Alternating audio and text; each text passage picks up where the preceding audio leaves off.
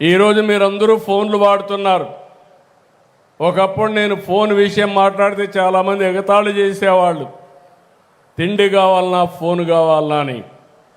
అలాంటిది డీరెగ్యులేషన్, ఎంత కష్టమైనా డీరెగ్యులేషన్ తీసుకొచ్చారు. ఈరోజు భారతదేశం, ప్రపంచం మొత్తం నాలెడ్జ్ ఎకానమీలో ముందుకు పోతున్నామంటే నాలెడ్జ్ ఎకానమీకి బ్యాక్ బోన్ టెలికాం సెక్టర్. అలాంటి టెలికాం సెక్టర్ని తీసుకొచ్చిన వ్యక్తి, డీరెగ్యులేషన్ ప్రారంభించిన వ్యక్తి వాజ్పేయి గారు.